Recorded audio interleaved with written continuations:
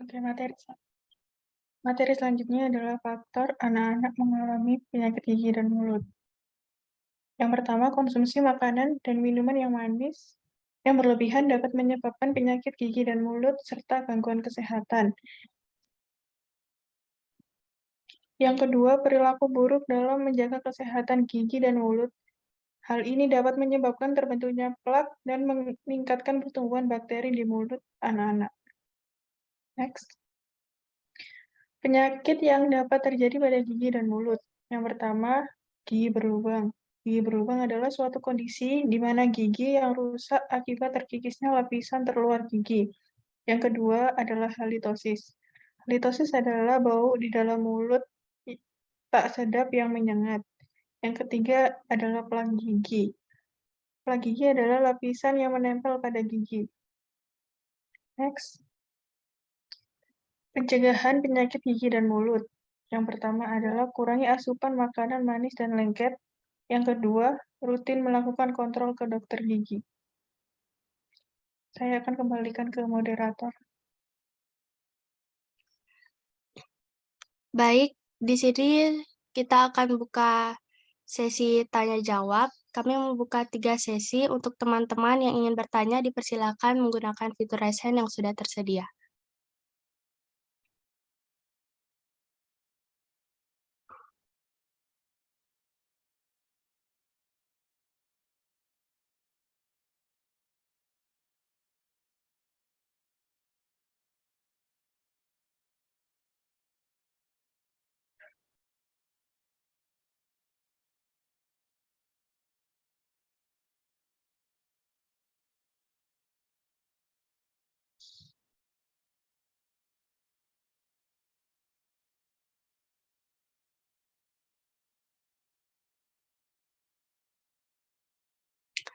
Untuk NPM 053 dipersilakan untuk pertanyaannya.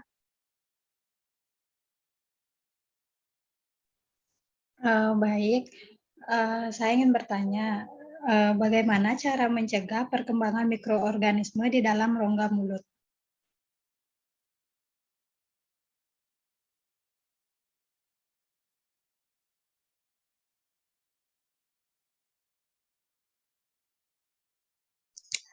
Baik, selanjutnya Aras dipersilahkan.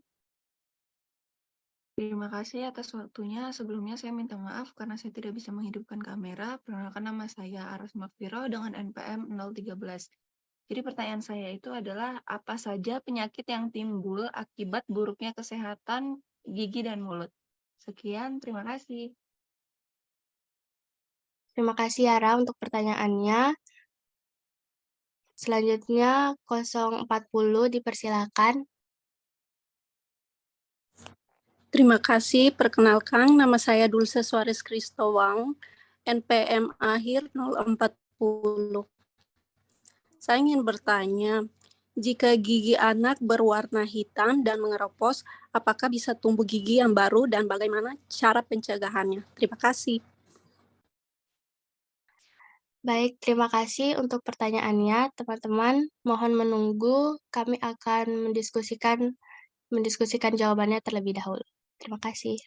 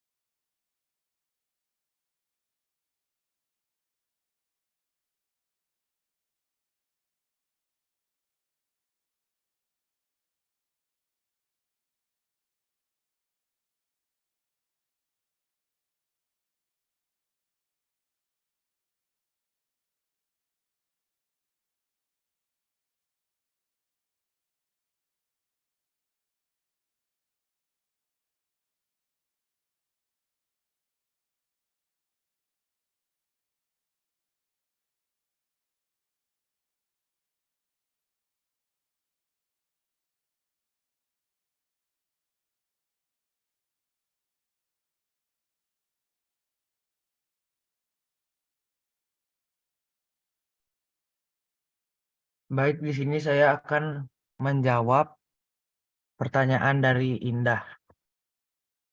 Tadi pertanyaannya kan bagaimana cara mencegah perkembangan mikroorganisme di dalam rongga mulut.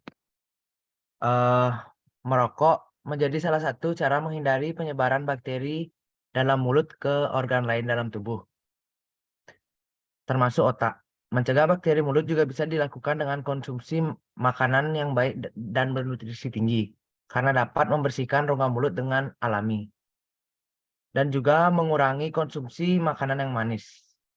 Apakah jawabannya bisa diterima, Indah? Baik, bisa. Terima kasih.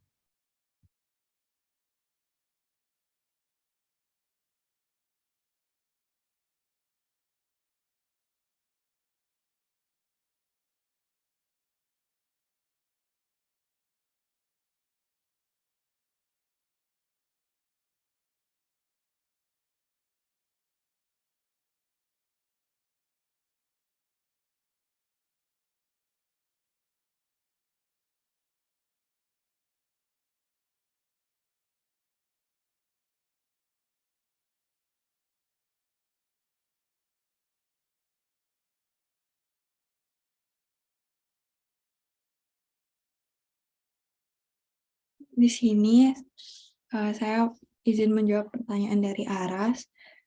Apa saja penyakit yang ditimbul akibat buruknya kesehatan gigi dan mulut? Jadi penyakit kronis yang ditimbulkan akibat buruknya kesehatan gigi dan mulut yaitu radang gusi atau gingivitis, penyakit jantung, gangguan pernapasan, dan Alzheimer. Apakah jawaban dapat diterima, Ara? Jawaban dapat saya terima, Angel. Terima kasih banyak. Terima kasih, Ara.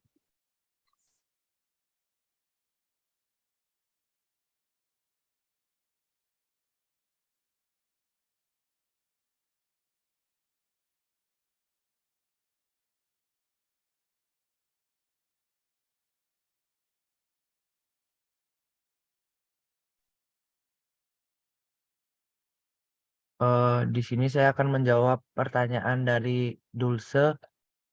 Tadi pertanyaannya, jika gigi berwarna hitam dan mengeropos, apakah bisa tumbuh gigi yang baru dan bagaimana cara pencegahannya?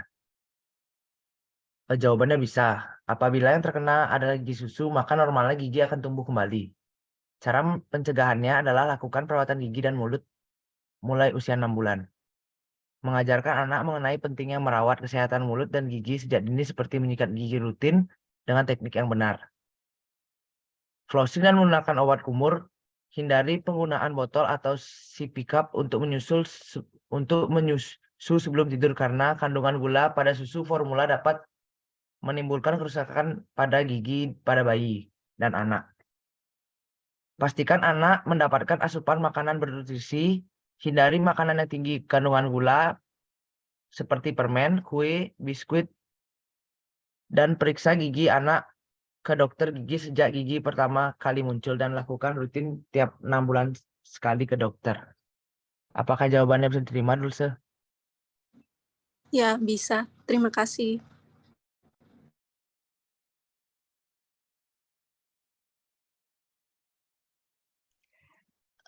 Sekarang karena sesi 1 sudah berakhir, kita masuk ke sesi kedua. Kita akan menampung 3 pertanyaan. Untuk teman-teman, dipersilakan pertanyaannya.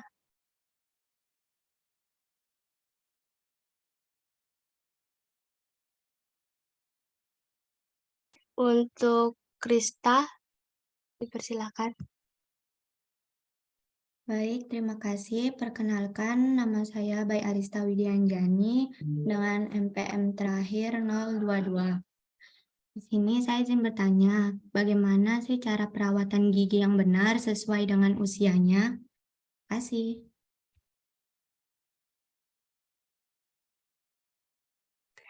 Terima kasih Rista untuk pertanyaannya. Selanjutnya NPM 029, dipersilakan. Baik, terima kasih. Perkenalkan, saya Daniel Winasenduk, NPM 29. Di sini saya bertanya, bagaimana mengatasi anak yang tidak mau sikat gigi hingga membuat giginya itu keropos dan berlubang? Sekian, terima kasih.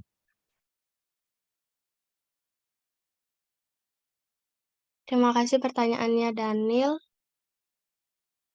Untuk NPM 028 dipersilakan pertanyaannya. Baik, terima kasih atas kesempatannya.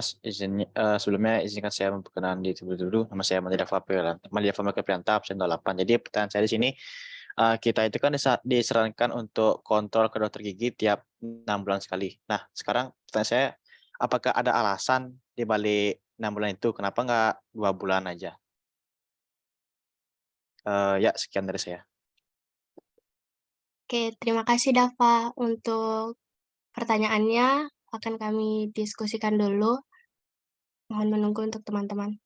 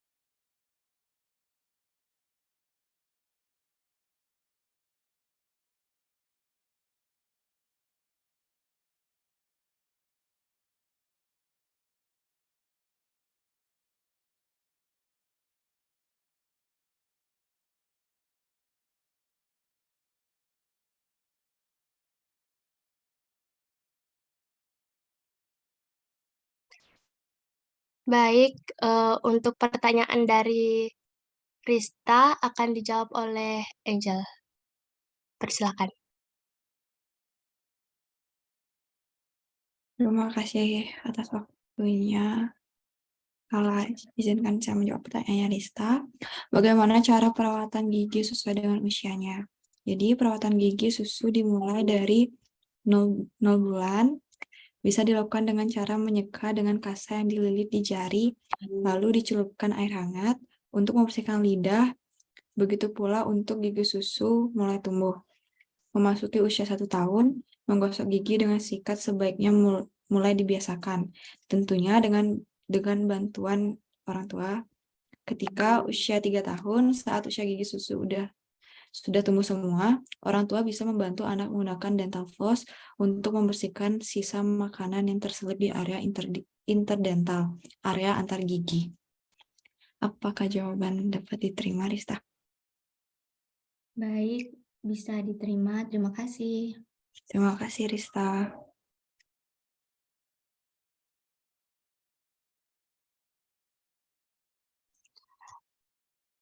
Baik, untuk pertanyaan dari Daniel akan dijawab oleh Kak Bagus. Dipersilakan.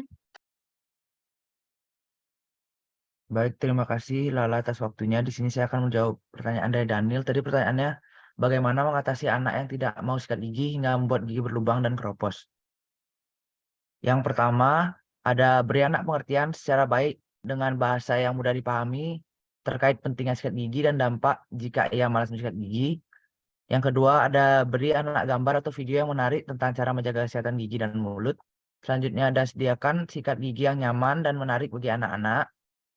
Yang keempat, ada beri pasta gigi yang cita rasanya enak namun tidak terlalu tajam. Dan yang terakhir, beri anak apresiasi jika berhasil mensikat giginya dengan benar. Mungkin itu saja yang bisa saya jawab. Apakah bisa dimengerti, Daniel? Diterima, Daniel? Sudah, terima kasih. Baik, terima kasih, Daniel. Selanjutnya pertanyaan dari Madi Dava akan dijawab oleh Aura. Terima kasih. Baik, di sini saya akan menjawab pertanyaan dari Dava.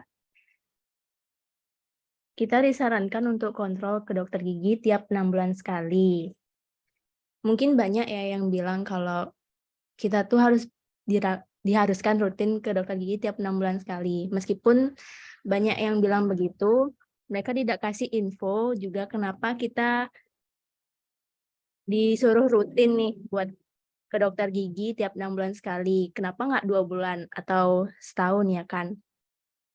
Seingat saya, karies itu terbentuknya butuh waktu sekitar 6 bulan. Dan proses terjadinya karies tidak berlangsung dalam waktu yang singkat. Perjalanan bakteri karies untuk menjadikan gigi berlubang berlangsung dalam kurun waktu 6 bulan atau paling lama ya 2 tahun lah. Seperti itu ya, Daf.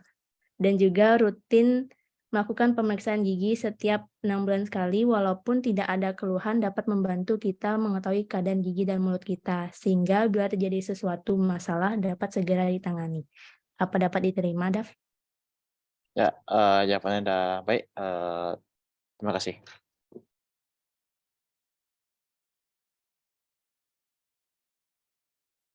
Baik, terima kasih teman-teman untuk pertanyaannya. Dan sesi 2 telah berakhir, kita akan masuk ke sesi terakhir yaitu sesi ketiga. Untuk pertanyaannya, dipersilakan.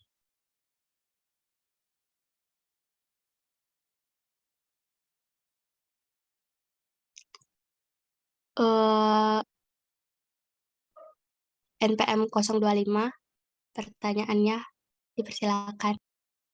Baik, terima kasih atas kesempatannya. Perkenalkan, nama saya Nagung Sreko Cintia Melika Putri dengan NPM terakhir 025. Jadi di sini saya ingin bertanya, menurut kalian bagaimana upaya menjaga kesehatan gigi dan mulut agar terhindar dari gangguan? Apakah sudah jelas? Sudah, terima Baik. kasih. Selanjutnya, NPM 027, dipersilakan pertanyaannya. Oke, terima kasih atas kesempatan yang telah diberikan. Perkenalkan, nama saya Christopher Shannon Suwarno dengan NPM terakhir 027. Izin bertanya, menurut kalian, apabila orang tua tidak dapat memberikan contoh yang baik kepada anak untuk menjaga kesehatan gigi mulut, khususnya menyikat gigi dengan benar, apa yang dapat dilakukan? Terima kasih. Terima kasih untuk pertanyaannya. Selanjutnya, NPM 035, dipersilakan. Baik, izin perkenalkan diri. Perkenalkan nama saya Putu Diarati Kesumawardani, NPM akhir 035. Jadi pertanyaan saya itu jika ada, apa saja penyakit gangguan pada gigi dan mulut yang paling sering terjadi bila seseorang menggunakan kawat gigi? Sekian, terima kasih. Terima kasih untuk pertanyaannya, teman-teman. Jawabannya akan kami diskusikan terlebih dahulu. Mohon menunggu. Terima kasih.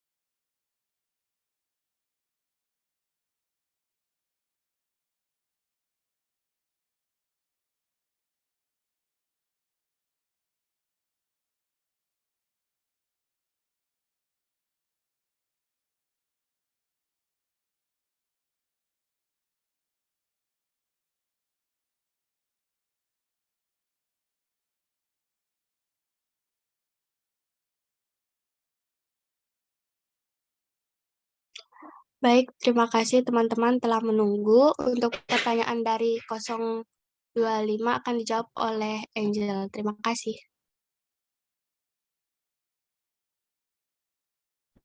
Baik, terima kasih.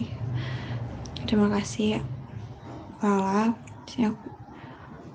Jadi pertanyaan nomor 1 itu bagaimana? Pertanyaan dari NPM 025 itu bagaimana upaya menjaga kesehatan gigi dan mulut kita agar terhindar dari gangguan. Yang pertama, jangan sikat gigi terlalu keras. Salah satu tujuan menyikat gigi merupakan menghilangkan plaque gigi. Yang kedua, sikat gigi sebelum tidur. Yang ketiga, gunakan pasta gigi yang berfluorida. Yang keempat, jangan merokok. Yang kelima, mengkonsumsi air putih yang banyak. Yang keenam, batasi konsumsi yang manis dan asam. Yang ketujuh, makan makanan yang bergizi. Mungkin sekian dapat saya sampaikan. Apakah jawaban dapat diterima? Bisa, terima kasih. Terima kasih. Baik, selanjutnya pertanyaan dari NPM 027 akan dijawab oleh Aura. Persilakan. Baik, terima kasih atas pertanyaannya, Shannon. Yang sudah kita bahas tadi, untuk menjaga kesehatan gigi dan mulut anak perlu dilakukan sedini mungkin.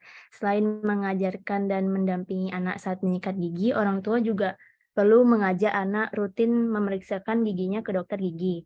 Namun jika orang tua tidak dapat memberikan contoh yang baik kepada anak untuk menjaga kesehatan gigi dan mulut, khususnya sikat gigi yang benar, yang perlu kita lakukan bisa memberikan orang tua penyuluhan. Dengan penyuluhan tersebut, orang tua dapat mencari tahu ke dokter gigi. Atau di zaman sekarang kan sudah ada media seperti YouTube, Instagram, bahkan TikTok pun ada yang menjelaskan tentang kesehatan gigi, penyakit-penyakit gigi juga dijelaskan di sana, dan lain-lain. Bisa dicek secara mandiri lewat gadget masing-masing. Tapi penyuluhan tidak hanya diberikan ke orang tua saja, tapi bisa diberikan ke anak-anak yang masih sekolah. Penyuluhan kesehatan gigi dan mulut bisa pada sekolah dasar dan salah satu upaya untuk meningkatkan derajat kesehatan gigi pada anak dalam aspek promotif dan preventif. Guru pun juga berperan untuk melakukan tindakan promotif supaya meningkatkan kesehatan siswa, khususnya gigi dan mulut, dengan pelatihan untuk menjaga kesehatan gigi dan mulut. Dan guru juga bisa dibilang memiliki peran mengajak dan memberikan pendidikan kesehatan gigi dan mulut kepada siswa sehingga siswa lebih termotivasi, karena pada masa sekolah dasar siswa menaruh kepercayaannya pada guru selain orang tuanya. Apakah dapat diterima, Shannon? Oke, sudah paham. Terima kasih.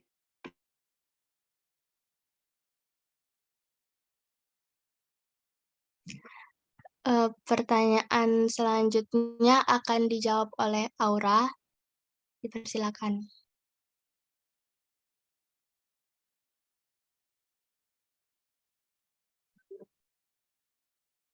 Baik, di sini saya akan menjawab pertanyaan dari dia. Pertanyaannya cukup bagus.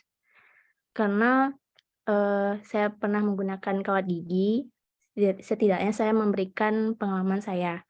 Saat menggunakan behel tidak ada penyakit yang timbul sih, tapi saya lebih terganggu waktu menggunakan kawat gigi tersebut, sehingga menyebabkan pengguna kawat gigi seperti saya ini mengalami kesulitan makan.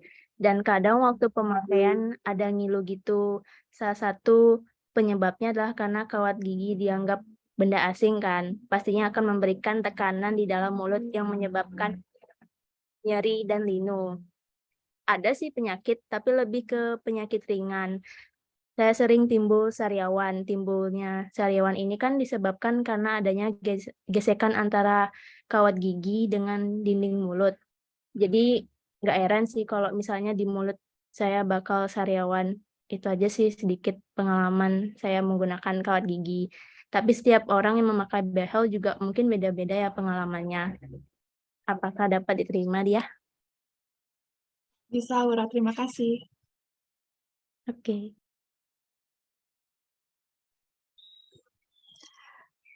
Baik, terima kasih teman-teman atas pertanyaannya. Berakhirlah sesi tanya jawab dari kami. Saya sendiri akan membacakan kesimpulannya.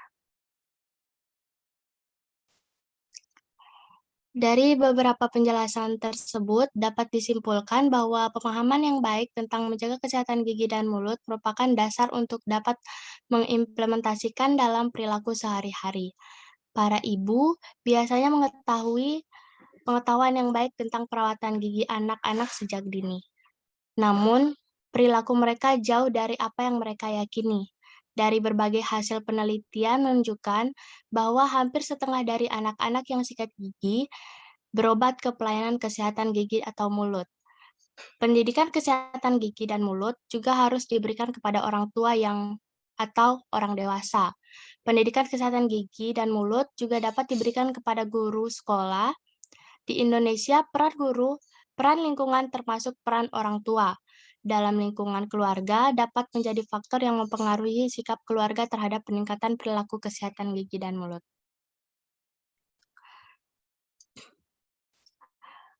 Berakhir sudah presentasi kami hari ini. Kurang dan lebihnya mohon dimaafkan. Saya akhiri dengan ucapan Om Santi Santi Santi Om dan selamat siang. Terima kasih.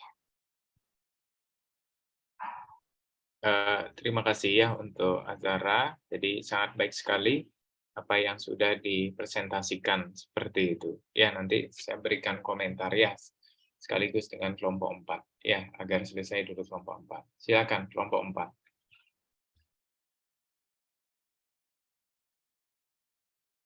Baik, saya izin share screen.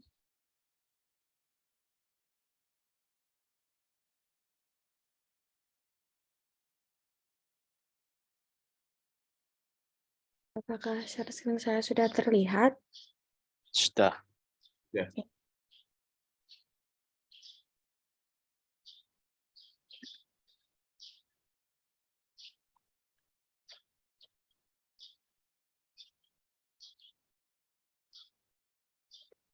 Om Swastiastu.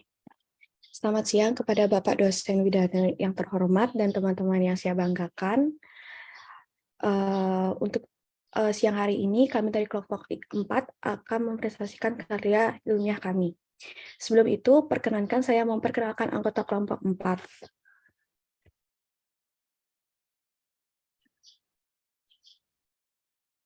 Baik, yang pertama, baik Arista Widya Anjani dengan NPM terakhir 22 sebagai pembawa materi kedua, Made Cahaya Wulaningayu dengan NPM terakhir 23 sebagai notulen, Cecilia Giovanni Sumadi dengan NPM terakhir 24 sebagai notulen, dengan saya sendiri, Ana Agung Istrago Cintia Menika Putri dengan NPM terakhir 25 selaku moderator, Igede Christopher Arjenius Jasa Panca dengan NPM terakhir 26 selaku notulen, Christopher Shannon Suwarno dengan NPM terakhir 27 sebagai pembawa materi yang ketiga, dan Made Dava Michelle Aprilianta dengan NPM terakhir 28 selaku pembawa materi yang pertama. Baik. Izin interupsi, Gung. Slide-nya belum jalan. Udah.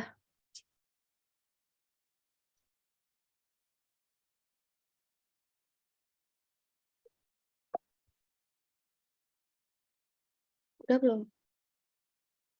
Udah jalan? Masih belum. Coba aku stop share. Ada aja.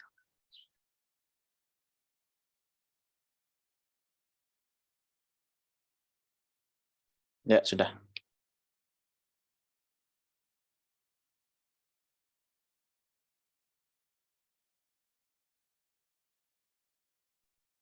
Baik, saya ulang kembali. Om Swastiastu. Selamat siang kepada Bapak dosen Widana yang terhormat dan teman-teman yang saya banggakan. Kami dari kelompok 4 akan mempresentasikan karya ilmiah kami. Sebelum itu, perkenankan saya memperkenalkan anggota kelompok 4.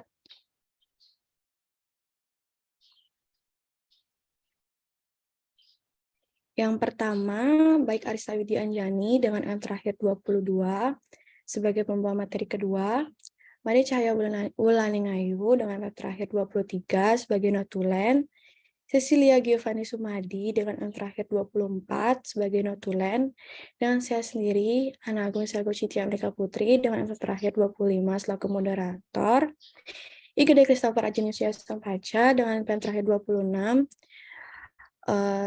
selaku notulen, Christopher Shannon Suwarno dengan terakhir 27, pembawa materi ketiga, dan Made Dava Michelle Aprilianta dengan MPM terakhir 28 selaku pembawa materi yang pertama.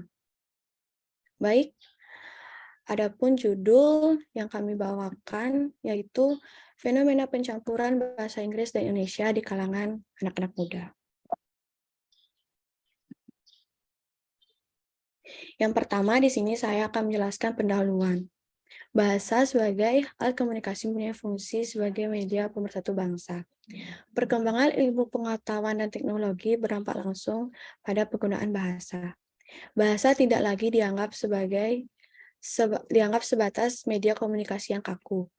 Karena penutur dapat menyesuaikan bahasa sesuai dengan konteks dan situasi saat pembicaraan. Bahasa yang digunakan masyarakat Indonesia, baik itu di kalangan muda maupun dewasa. Banyak terjadi pencampuran bahasa. Fenomena pencampuran bahasa oleh masyarakat, khususnya di kalangan anak muda Indonesia, yaitu bahasa Indonesia adalah bahasa Inggris. Para pengamat sosial budaya berpendapat bahwa pencampuran bahasa Indonesia ke dalam bahasa asing merupakan suatu ajang eksistensi anak-anak muda untuk menunjukkan status sosial, tingkat pendidikan, dan kehormatan tertentu. Untuk selanjutnya, saya akan membahas tujuan dan manfaat. Yang pertama, tujuan. Untuk mengetahui penyebab anak-anak muda mencampur bahasa. Yang kedua, mengetahui contoh dari ahli kode yang digunakan oleh anak-anak muda. Yang ketiga, mengetahui jenis campur kode. Yang keempat, mengetahui jenis dari ahli kode. Yang selanjutnya saya akan jelaskan manfaat. Adapun manfaatnya yaitu pembaca dapat memahami penyebab anak-anak muda mencampur bahasa. Yang kedua yaitu pembaca dapat mengetahui dan mengerti contoh dari campur dan ahli kode yang digunakan oleh anak-anak muda. Yang ketiga, pembaca dapat mengetahui dan mengerti jenis campur kode. Yang keempat, pembaca dapat mengetahui dan mengerti jenis ahli kode. Baik, untuk materi pertama akan dijelaskan oleh teman saya.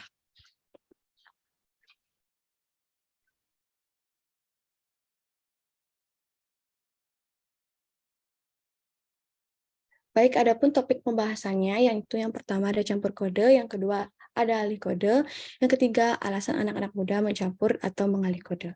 Untuk materi selanjutnya akan dijelaskan oleh Dava. Baik, jadi di sini saya akan membahas tentang campur kode. Jadi yang pertama itu apa sih yang dimaksud dengan campur kode? Lanjut.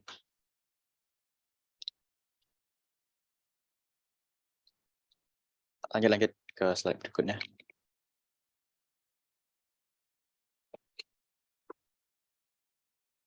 Jadi menurut Wardo pada tahun 1998, campur kode itu terjadi ketika seorang pembicara menggunakan dua bahasa dalam satu kalimat. Dan dalam pencampuran itu terdapat peleburan gramatika, sehingga menciptakan karakteristik tersendiri. Lanjut. Dan menurut Moisken pada tahun 2000, itu ada 3 jenis campur kode. Yang pertama ada insersi. Jadi insersi ini merupakan penyisipan suatu kata dari bahasa Inggris ke dalam struktur atau pola bahasa Indonesia pada satu kalimat. Yang disisipkan ini bisa berupa kata kerja atau verba, kata sifat atau adjektiva, maupun kata benda atau noun. Contohnya di sini ada jangan suka ngeklaim punya orang lain lah. Nah, di sini klaim adalah insersi kata kerja atau verba yang menggunakan pola pembentukan kata kerja dalam bahasa Indonesia. Yang kedua itu ada alternasi. Jadi alternasi itu adalah peralihan satu bahasa ke bahasa lainnya dan melibatkan tata bahasa dan leksikon, namun tetap relatif terpisah dan elemen-elemen tersebut tidak terhubung secara struktural. Contohnya itu seperti ya malamnya when I'm sleepy ya nggak bisa belajar. Planningnya sih mau pindah gitu, mungkin next month. Lanjut. Yang ketiga itu ada leksikalisasi kongruen. Jadi leksikalisasi kongruen merupakan penyampaian bahasa yang telah terjadi pencampuran dengan menggunakan dialek suatu daerah. Seperti pada contoh berikut yang penggunaan bahasa Belanda yang awalnya bisa berupa bahasa Inggris.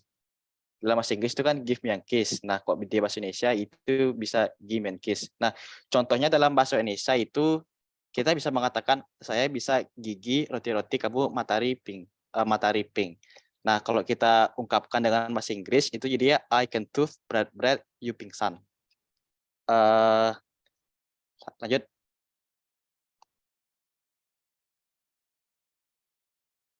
Baik, untuk materi kedua akan disambung oleh rekan saya, Rista. Untuk Rista, waktu dan tempat dipersilakan. Baik, terima kasih atas waktu yang telah diberikan. Di sini saya akan menjelaskan apa yang dimaksud dengan ahli kode. Lanjut.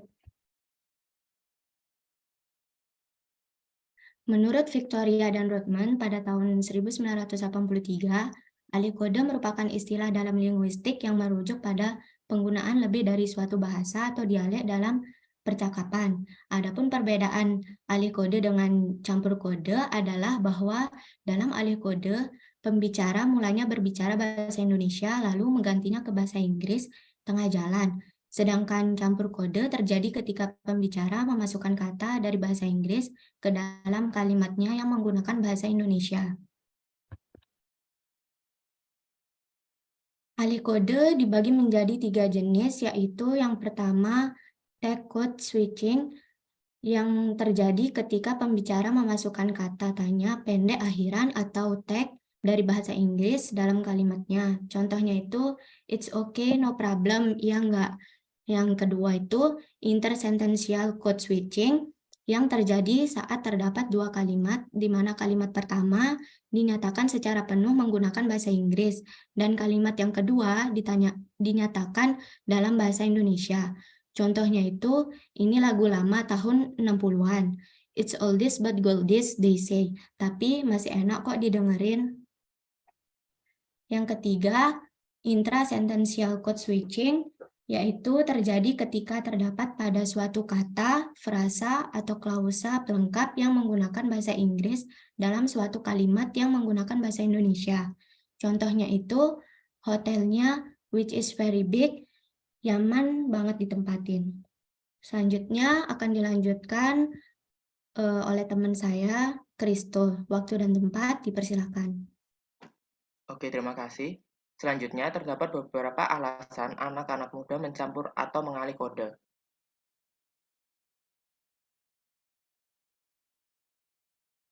Pertama, untuk menghaluskan atau menguatkan permintaan atau perintah.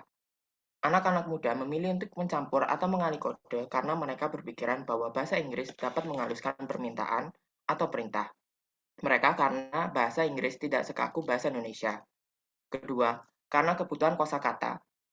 Anak-anak muda mencampur bahasa karena mereka tidak menemukan istilah atau kata yang pas dalam bahasa Indonesia, sehingga mereka mengganti ke bahasa Inggris. Ketiga, tidak libatkan orang lain ketika pesan yang ingin disampaikan hanya diperuntukkan golongan tertentu. Terkadang anak-anak muda hanya ingin berkomunikasi dengan suatu golongan atau komunitas tertentu.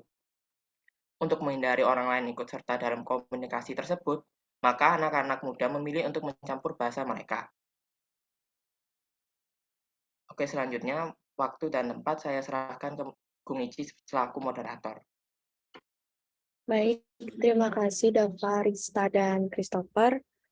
Sekian dari pemaparan materi kami. Selanjutnya, saya akan membacakan kesimpulan dari presentasi kami. Campur kode terjadi ketika pembicara menggabungkan bahasa Indonesia dan bahasa Inggris dalam satu kalimat. Campur kode terdiri atas 3 jenis, yaitu insersi, alternasi, dan leksikalisasi kongruen.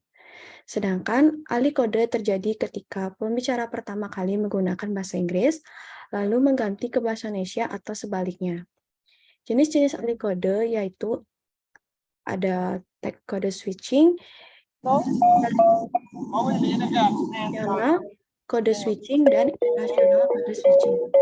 Alasan anak-anak muda menyampur atau mengalih kode yaitu untuk menghaluskan atau menguatkan permintaan dan perintah karena kebutuhan kosakata, dan untuk menindaklibatkan orang lain ketika pesan yang ingin disampaikan hanya diperuntukkan golongan tertentu. Baik, sekian dari pemaparan kesimpulan kami. Untuk selanjutnya kami akan membuka sesi tanya-jawab. Untuk sesi tanya-jawab hanya terdapat 2 sesi. Dan sesi pertama akan kami buka. Untuk teman-teman yang ingin bertanya, kami persilakan untuk raise hand. Terima kasih.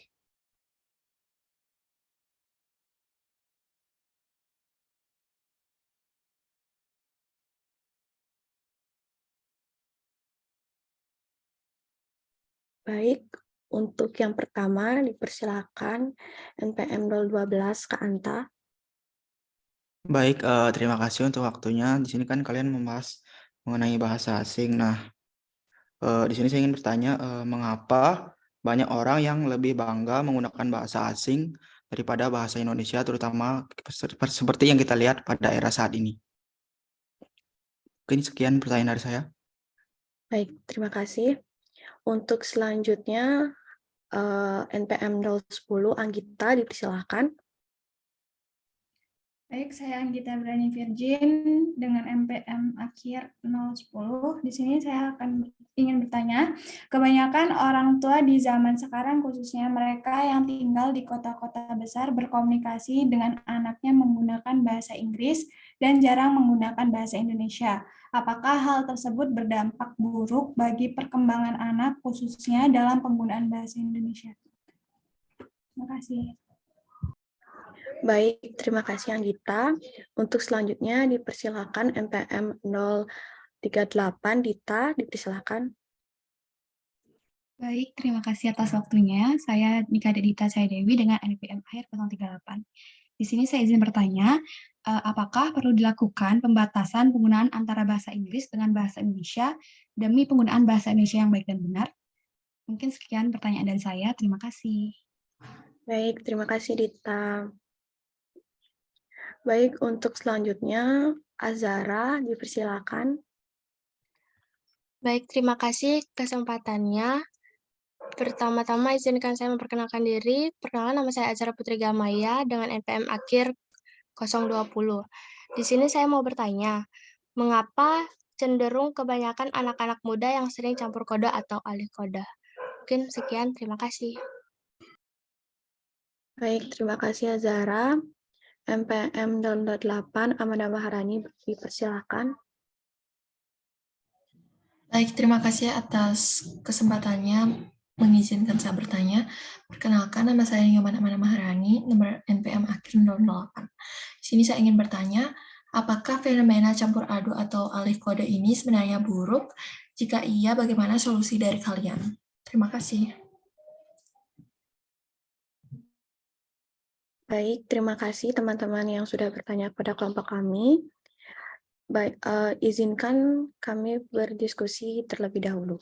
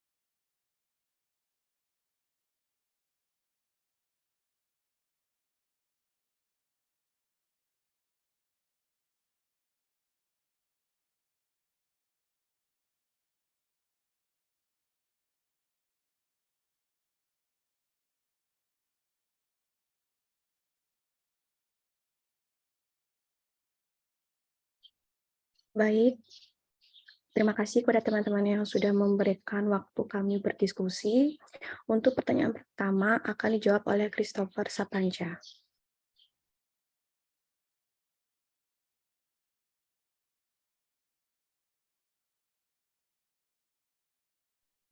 Baik, di sini saya akan menjawab pertanyaan dari Kak Anta. Mengapa banyak orang yang lebih bangga menggunakan bahasa asing daripada bahasa Indonesia? Karena persepsi di masyarakat kita membuat Anda terlihat lebih pintar, lebih berpendidikan, dan lebih keren. Banyak orang kaya menyekolahkan anaknya ke sekolah internasional yang bahasa pengantarnya adalah bahasa Inggris, sehingga orang lebih memilih bahasa Inggris daripada bahasa Indonesia. Apakah bisa diterima, Kak Anta? Bisa, Kristo. Terima kasih banyak. Terima kasih, Kak Anta. Baik, terima kasih juga untuk Kak Anta dan Kristo. Untuk pertanyaan yang kedua akan dijawab oleh Cecilia. Persilakan untuk Cecilia menjawab pertanyaan dari Anggita. Baik, terima kasih, Ci. Di sini saya akan menjawab pertanyaan dari Gita. Pertanyaannya adalah kebanyakan orang tua di zaman sekarang, khususnya mereka yang tinggal di kota-kota besar, berkomunikasi dengan anaknya menggunakan bahasa Inggris dan jarang menggunakan bahasa Indonesia. Apakah hal tersebut berdampak buruk bagi perkembangan anak, khususnya dalam penggunaan bahasa? Kebanyakan anak-anak yang menggunakan bahasa Inggris sebagai bahasa komunikasi antar anak dengan orang tua akan tidak memahami dan kesulitan dalam berbahasa Indonesia. Hal tersebut akan berdampak buruk ke depannya. Anak yang tinggal di Indonesia sebaiknya menggunakan bahasa Indonesia sebagai bahasa utamanya. Karena sebagai masyarakat yang tinggal dan hidup di Indonesia, seharusnya dapat berkomunikasi dengan bahasa nasional, yaitu bahasa Indonesia. Sangat baik bagi anak untuk dikembangkan komunikasinya dari berbagai bahasa, khususnya bahasa Inggris yang merupakan bahasa universal. Namun alangkah baiknya untuk menanamkan bahasa Indonesia sebagai bahasa utama dalam pribadi anak-anak. Apakah dapat diterima, Gita? Bisa, Cecil. Terima kasih banyak. Baik, terima kasih untuk Cecilia dan Anggita. Untuk pertanyaan selanjutnya akan dijawab oleh Ulan. Persilakan untuk Ulan menjawab pertanyaan dari Gita. Baik, di sini saya akan menjawab pertanyaan dari Dita yang tadi pertanyaannya, apakah perlu dilakukan pembatasan penggunaan antara bahasa Inggris dan bahasa Indonesia demi penggunaan bahasa Indonesia yang baik dan benar? Jadi perlu, dikarenakan harus melihat situasi dan kondisi. Kita tidak bisa menggunakan pencampuran bahasa tersebut di segala situasi. Semisalnya kita sedang berbicara di depan khalayak umum, kita tidak diperkenankan menggunakan percampuran bahasa Inggris dan bahasa Indonesia. Berbeda halnya dengan saat kita berbicara dengan teman sebaya kita. Apakah bisa diterima, Dita? Baik, jawabannya bisa saya terima. Terima kasih, Wulan. Sama Dita. Baik, terima kasih Dita dan Wulan. Untuk selanjutnya, dipersilakan Cecilia untuk menjawab pertanyaan dari Lala.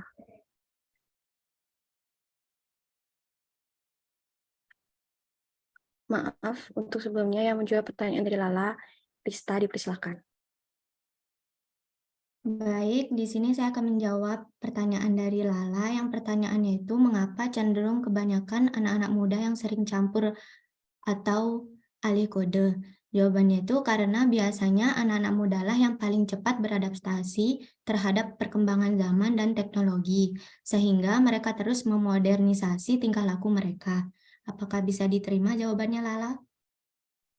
Bisa, terima kasih Rista. Sama-sama. Baik, terima kasih untuk Rista. Untuk pertanyaan selanjutnya, pertanyaan dari Amanda akan dijawab oleh Dava.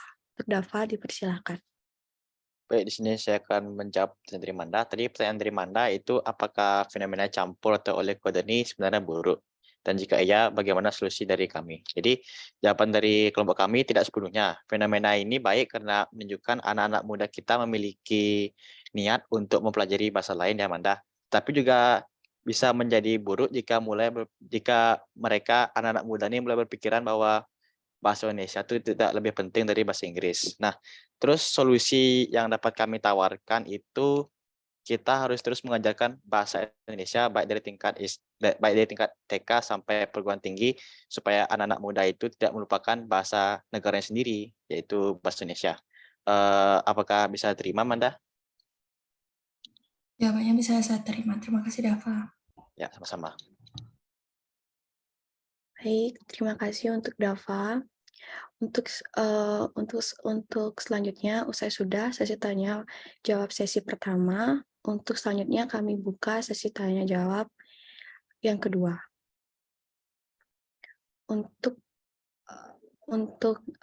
NPM 002, Ade Saras, dipersilakan. Baik, terima kasih atas waktunya. Saya Ade Saraswati, NPM nomor 02 izin bertanya. Kita kan berada di negara Indonesia yang dimana memiliki bahasa tersendiri. Nah, dengan adanya bahasa campuran seperti ini, apa dampak yang terjadi? Baik, terima kasih Saras. Untuk selanjutnya, NPM 003, Adia, dipersilakan. Terima kasih atas kesempatannya. Nama saya Madya Balamasta Pitaya, nomor NPM 003. Saya ingin bertanya, apa faktor lokasi itu dapat mempengaruhi anak-anak muda untuk alih atau campur kode? Terima kasih. Baik, terima kasih Adia. Untuk selanjutnya NPM 019, Aura, dipersilakan. Baik, terima kasih atas kesempatannya. Nama saya Nikada Aura Fitristari dengan NPM terakhir 019. Izin bertanya, apakah pencampuran bahasa ini terbatas bahasa Inggris dan bahasa Indonesia? Terima kasih. Baik, terima kasih Aura. Untuk pertanyaan selanjutnya, NPM 013 dari Ara, dipersilakan. Terima kasih Bung Ici atas waktu yang telah diberikan pada saya. Di sini saya ingin bertanya. Jadi di zaman sekarang tuh kan banyak ya anak-anak yang sekolah di international school atau biasa. Jadi kan banyak banget tingkat pendidikannya nih. Dan juga dari banyak banget pendapatan orang tuanya itu kan juga berbeda-beda. Apakah dari tingkat pendidikan dan pendapatannya itu mempengaruhi fenomena campuran dan alih kode ini? Jika iya, bisa dijelaskan alasannya kenapa? Sekian, terima kasih. Baik, terima kasih untuk teman-teman yang sudah bertanya pada kelompok kami. Izinkan kami berdiskusi terlebih dahulu.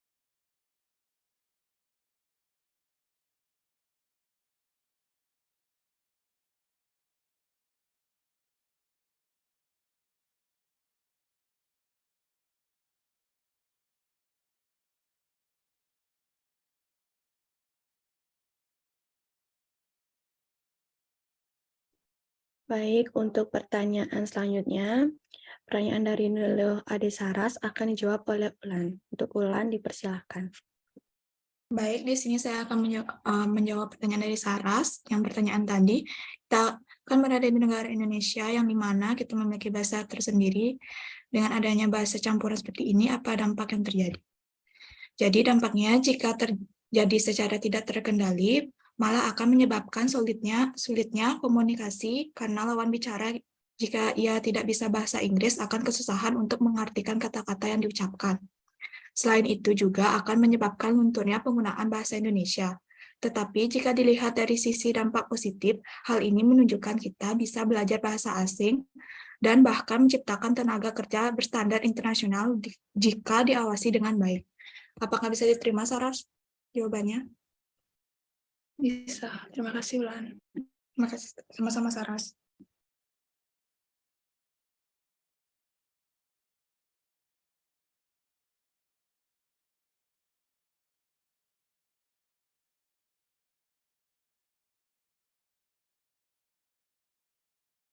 Baik, untuk selanjutnya pertanyaan dari Aura akan dijawab oleh Christopher Sapanca. Untuk Christopher Sapanca dipersilakan. Baik, di sini saya akan menjawab pertanyaan dari Aura. Apakah pencampuran bahasa ini terbatas bahasa Inggris dan bahasa Indonesia? Baik, di sini saya akan menjawab. Menurut saya tidak. Sesuai judul kami, hanya menerbitkan pencampuran antara bahasa Indonesia dan Inggris. Pencampuran bahasa bisa saja terjadi antara bahasa Indonesia dengan bahasa daerah seperti bahasa Bali ya. Contohnya campur ke dalam bahasa Bali yaitu nenek saya baru saja diaben seminggu lalu. Sedangkan untuk alih kodenya yaitu engken kabare. Bagaimana keadaan ortumu? Sehat? Apakah bisa diterima, Aura? Bisa, Kristo. Terima kasih. Baik, terima kasih Christopher Sapanca. Untuk pertanyaan selanjutnya, pertanyaan dari Adia akan dijawab oleh Cecilia. Untuk Cecilia, silakan. Baik, di sini saya akan menjawab pertanyaan dari Adia. Apakah faktor lokasi mempengaruhi anak-anak muda untuk alih atau campur kode? Iya, biasanya fenomena alih atau campur kode ini lebih sering terjadi di kota-kota besar dan pusat ekonomi seperti Jakarta. Karena banyaknya perusahaan-perusahaan asing yang membuka cabang, selain itu tuntunan pekerjaan juga mendorong anak-anak muda untuk menggunakan bahasa Inggris agar semakin relevan dalam bidangnya. Dari sini bisa saja kebiasaan menggunakan bahasa Inggris mereka masukkan ke dalam bahasa Indonesia sehingga terjadilah campur atau alih kode. Apakah bisa diterima jawabannya, Adia? Bisa. Terima kasih. Baik, terima kasih Cecilia. Untuk selanjutnya, pertanyaan dari Ara akan dijawab oleh teman saya. Waktu dan tempat dipersilahkan.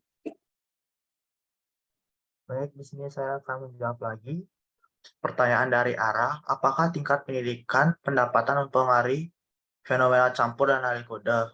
Menurut saya iya, karena kebanyakan anak-anak muda yang alih atau campur kode berasal dari kalangan pendidikan dan pendapatan menengah dan ke atas karena biasanya anak-anak muda dari golongan tersebut pergi ke sekolah yang menawarkan pembelajaran bahasa Inggris yang lebih baik sehingga memiliki kesempatan lebih untuk alih atau campur kode.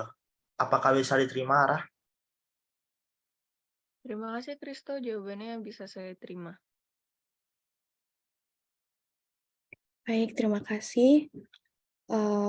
Saya izin stop share.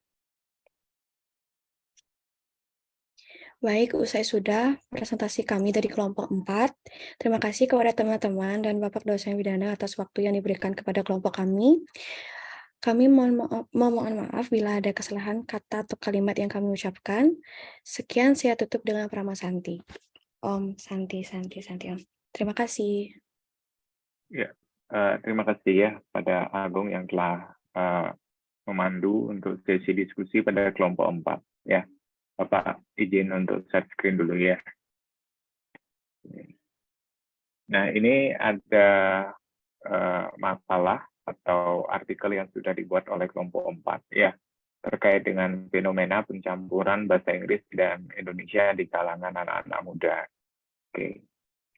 Nah, ini untuk bab 1 di pendahuluan, ini salah, ada abstrak di sini. Ya, yang tepat itu latar belakang. Kalau Anda ingin mencantumkan abstrak, dia ada di bagian tersendiri sebelum bab 1. Ya, ingat abstrak itu adalah ringkasan. Ya, ringkasan dari apa yang ada di dalam tulisan itu. Jadi dia tidak akan masuk ke bab 1 di pendahuluan. Ya.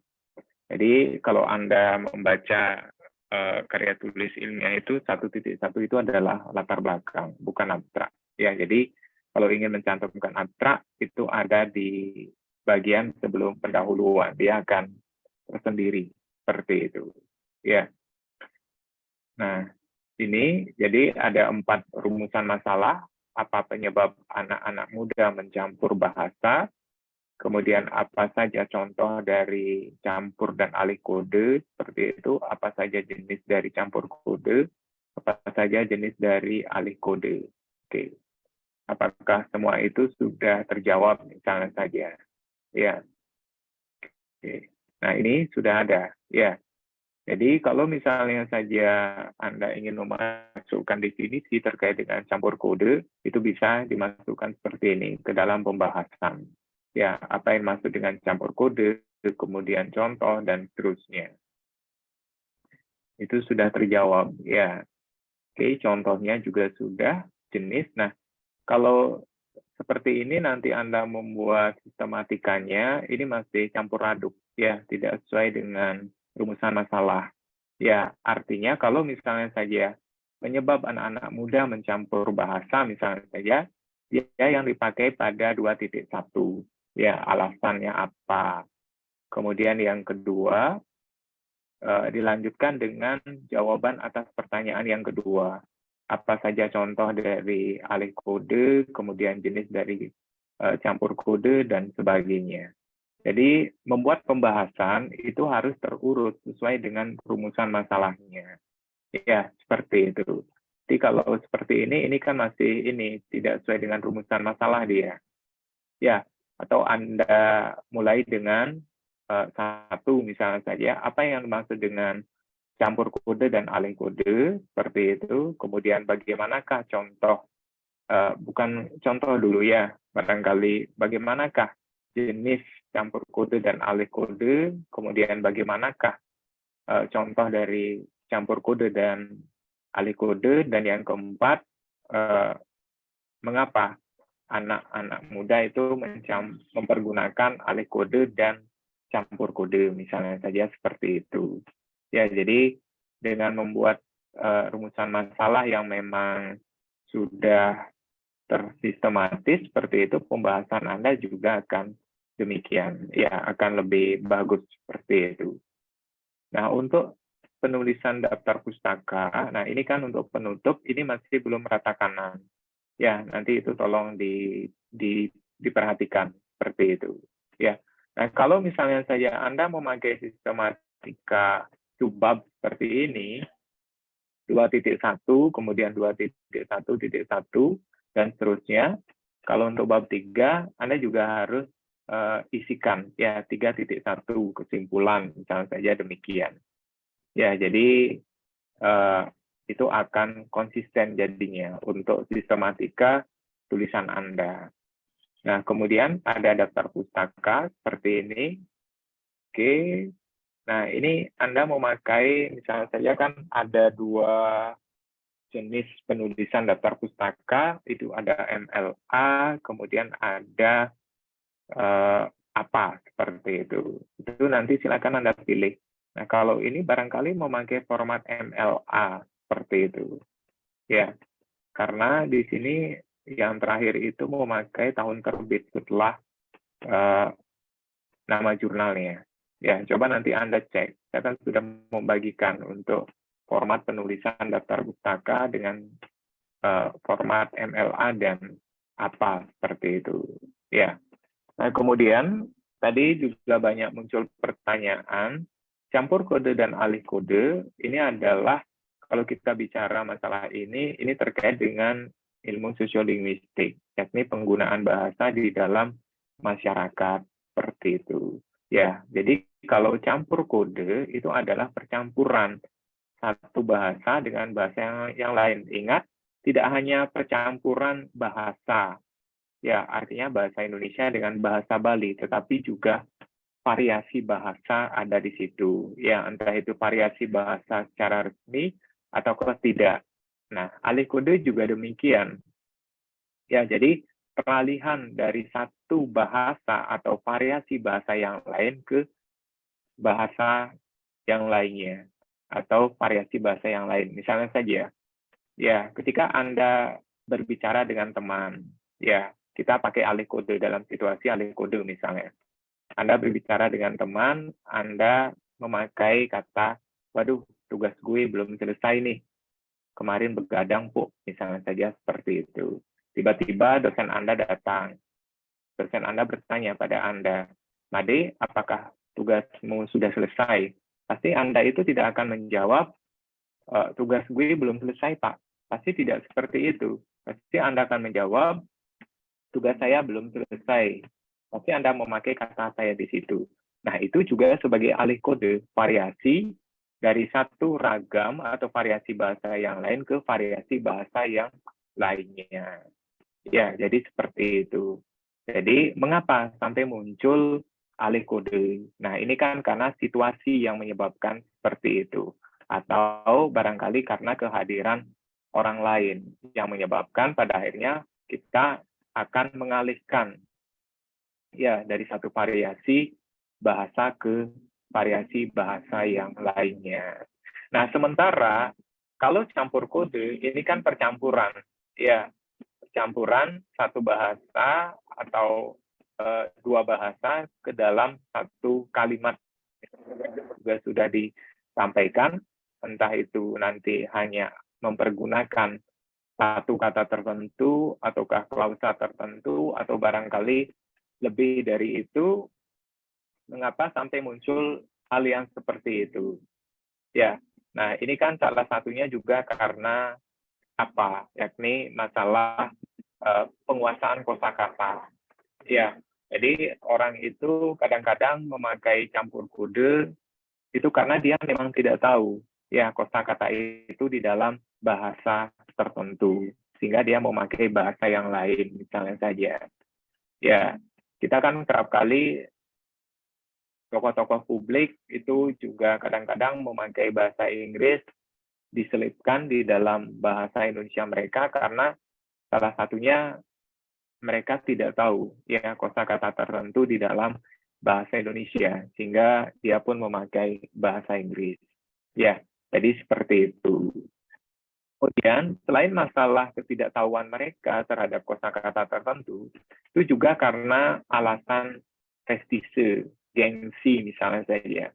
Jadi dia ingin lawan bicaranya itu takjub, ya, atau terperangah seperti itu, atau heran karena dia memakai bahasa Inggris, ya, atau menyisipinya dengan bahasa Inggris seperti itu.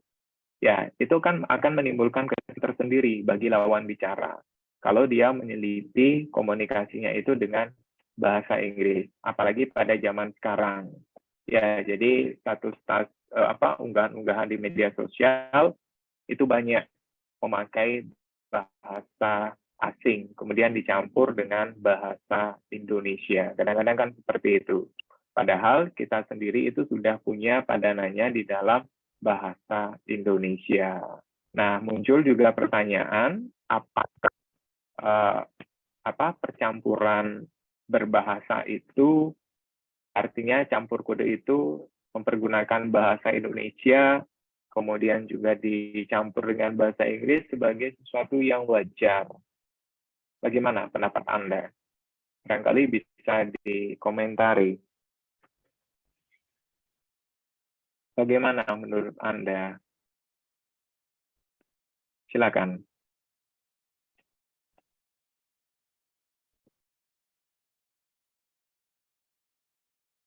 Bagaimana menurut Anda? Bisa dikomentari barangkali. Silakan. Bisa menjawab, Pak.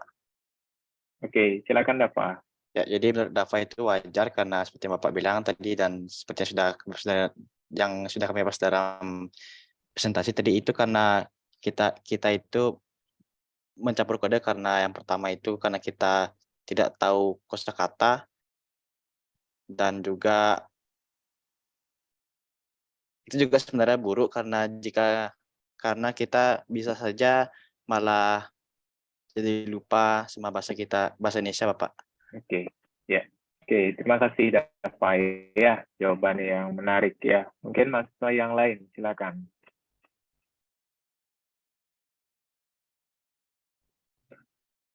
Oke, jadi itu sesuatu yang wajar. Itu tidak bisa kita hindari. Ya, itu tidak bisa kita hindari, tetapi ingat, kita mempergunakan campur kode yang seperti itu, kita lihat ya dalam situasi yang seperti apa.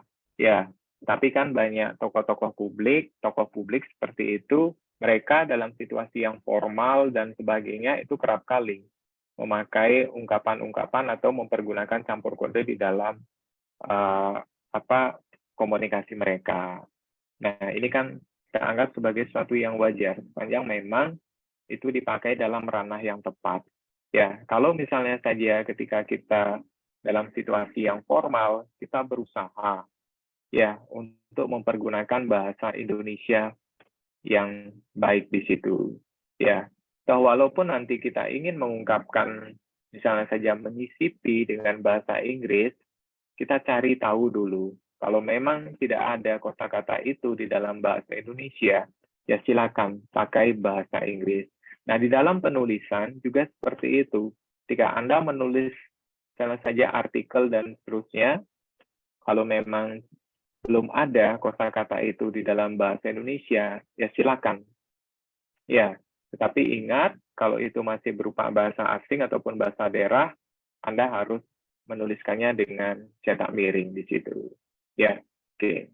Ya, terima kasih kepada kelompok 4 untuk presentasinya yang sangat baik seperti itu. Ya.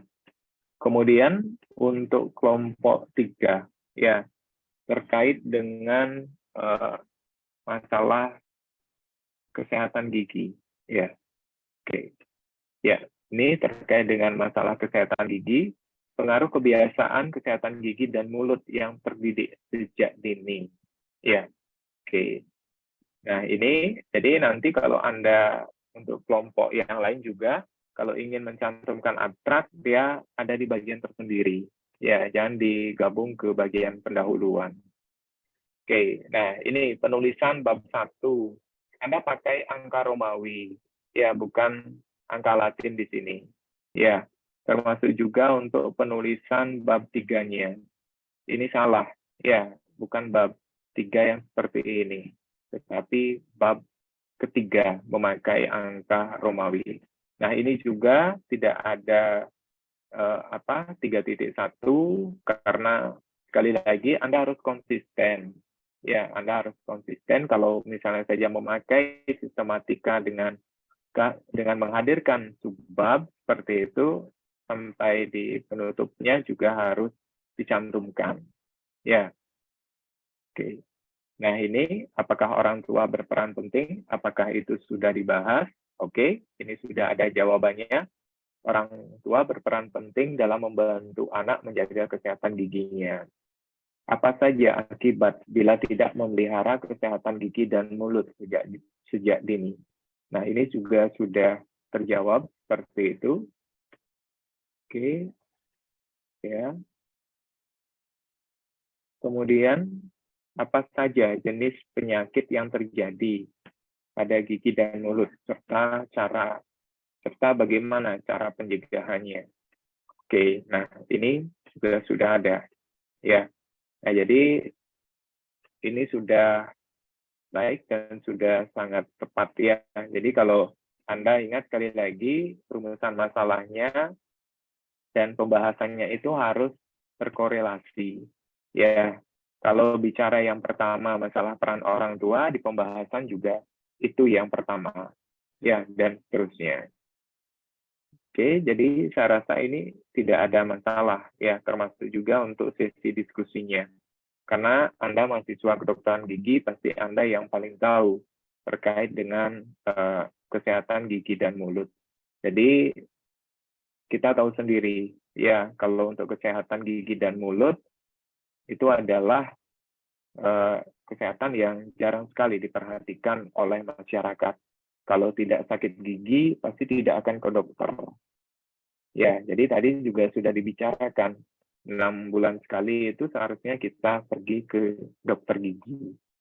Ya, untuk memeriksakan gigi kita walaupun tidak ada keluhan. Nah, termasuk juga kesehatan yang lainnya. Kan disarankan juga 1 tahun sekali kita mengadakan pemeriksaan kesehatan itu secara keseluruhan. Sehingga penyakit-penyakit mematikan itu bisa kita deteksi lebih awal. Seperti itu. Ya. Oke. Ya, saya rasa itu saja komentar saya. Barangkali ada yang ingin ditanggapi atau didiskusikan, silakan.